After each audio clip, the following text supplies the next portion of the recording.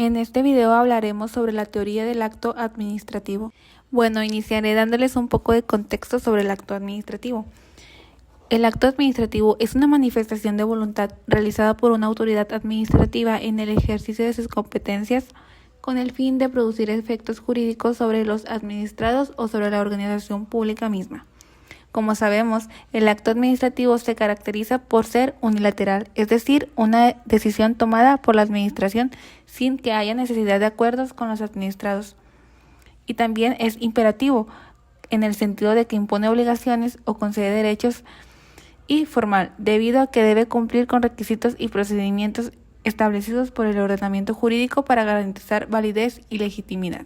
Ahora sí, ya para entrar al tema, el acto administrativo, como ya habíamos mencionado, se puede definir como la declaración unilateral de la administración pública centralizada y descentralizada, mediante el cual en aplicaciones de ejecución de las leyes administrativas se crean situaciones jurídicas concretas e individuales, o bien actos administrativos generales con destinatario determinado, pero determinable, así como actos materiales que en sí mismo no producen efectos jurídicos, pero pueden ser antecedentes o condicionalmente de actos administrativos con efectos jurídicos.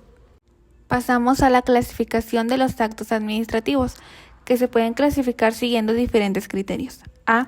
Por razón de los efectos generales que producen. Estos se dividen en dos: actos administrativos que producen efectos jurídicos y actos materiales que en sí mismos no producen efectos jurídicos. B. Por razón de las voluntades que intervienen en su formación, y estos se dividen en 5. Unipersonales, que son los que intervienen un solo servidor público. Los colegiados, que intervienen diversos servidores públicos de un mismo órgano. Los colectivos, que intervienen simultáneamente dos órganos o más en la formación del acto administrativo. Complejos, intervienen dos o más órganos de manera sucesiva y en ellos el acto administrativo del primer órgano condiciona el acto administrativo del segundo. Y el 5, acto unión, consiste en que un órgano del Estado u organismo descentralizado celebra un acto de unión con un particular o valida un acto de unión entre particulares.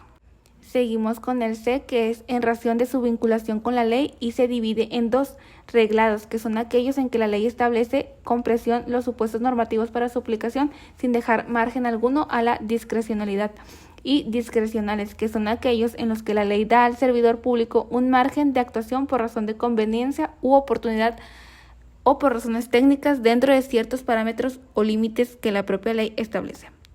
Continuamos con la D, que es por razón del ámbito de aplicación. De igual manera se dividen en dos: internos, los actos que solo trascienden en el ámbito interno de la propia administración pública, y los externos, que trascienden a la esfera jurídica de los administrados. La E, que es en razón de los destinatarios del acto, y se divide en dos: particulares o concretos. El acto va dirigido a personas específicas y generales. El acto tiene un destinatario indeterminado pero determinable. Seguimos con la letra F, por razón de las modalidades del acto administrativo. Este es sujeto a término suspensivo o resolutorio, condición suspensiva o resolutorio.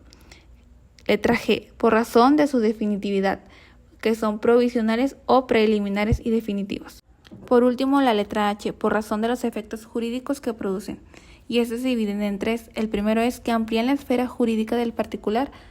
El segundo es que restringen la esfera jurídica del particular, y el tercero es que solo constatan una situación jurídica o una situación de hecho.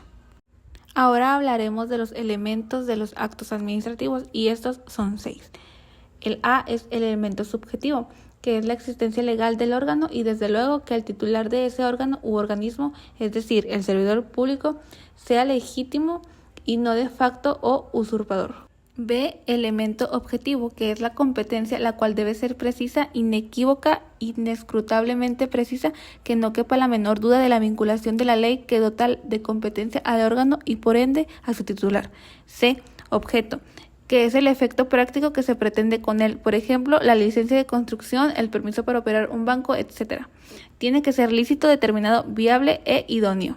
E, forma. El acto administrativo debe hacerse por escrito y no puede expresarse de otra manera para que pueda producir efectos. Y por último, F, el fin. Es el elemento más importante. Los anteriores son la parte formal que debe revestir el acto administrativo, el cual se concreta legítimamente logrando el fin de la ley. En efecto, el acto administrativo debe ser emitido en función del fin de la ley, incluso a pesar de ciertos obstáculos de carácter técnico que puedan representar los demás elementos. Bueno, ahora continuaré hablándoles sobre la ejecución de los actos administrativos, que son la facultad de la autoridad administrativa para hacer cumplir sus actos.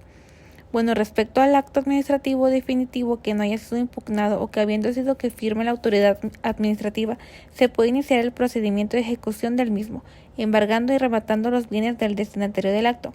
Sin embargo, en ningún caso la autoridad administrativa tiene que acudir ante la autoridad judicial para homologar y llevar a cabo la ejecución de sus actos, a excepción de lo que se prevea constitucionalmente. Tal es el caso del artículo 27, fracción 6, párrafo 3, que es el único caso en que la autoridad administrativa no puede ejercitar por sí el acto debiendo recurrir a la autoridad judicial. Ahora pasamos con el tema nulidad y anulidad del acto administrativo. La nulidad es la omisión o irregularidad de cualquiera de los elementos o requisitos establecidos en las primeras 10 fracciones del artículo 3 ya referido. Producirá la nulidad del acto administrativo. Dichas fracciones se refieren a lo siguiente. 1. Órgano competente a través de su titular. 2. Objeto que debe ser determinado o determinable. 3. Finalidad de interés público que debe coincidir con el fin de la ley en que se concreta. 4. Constar por escrito y con la firma autógrafa de la autoridad que lo expida. 5. Estar fundado y motivado. 6. Derogado.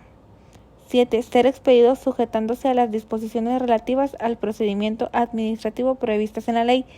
8. Ser expedido sin que medie error sobre el objeto, causa o motivo o sobre el fin del acto.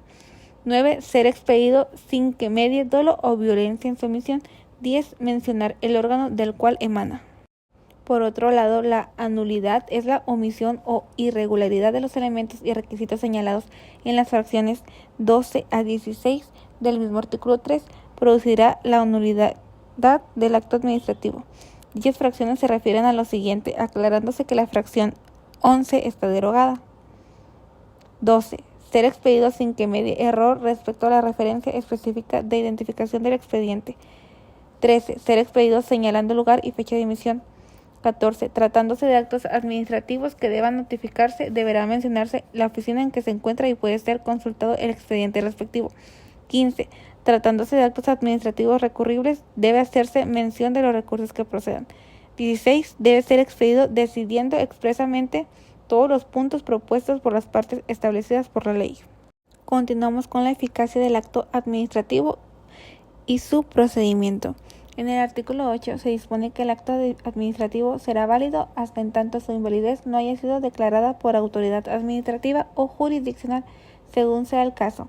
Y el artículo 9 establece como regla general que el acto administrativo válido será eficaz y exigible a partir de que surta efectos la notificación legalmente efectuada. Para terminar con estos subtemas tenemos la argumentación jurídica, que es el conjunto de razones, fundamentos y justificaciones legales que sirven para respaldar y validar la decisión tomada por la administración pública al emitir un acto administrativo. La argumentación tiene un papel esencial en garantizar la legalidad, transparencia y equidad del acto, además de ofrecer una base sólida para su defensa en caso de impugnación o revisión judicial. Bueno, y ya para concluir, sabemos que el acto administrativo es un instrumento esencial para la gestión pública, ya que permite a la administración ejecutar sus funciones y regular las relaciones entre el Estado y los ciudadanos. Su validez y legitimidad dependiente que se emite de acuerdo con los principios del derecho administrativo, como la legalidad, la motivación y la proporcionalidad, los cuales garantizan que las decisiones de la administración sean justas y respetuosas de los derechos de las personas.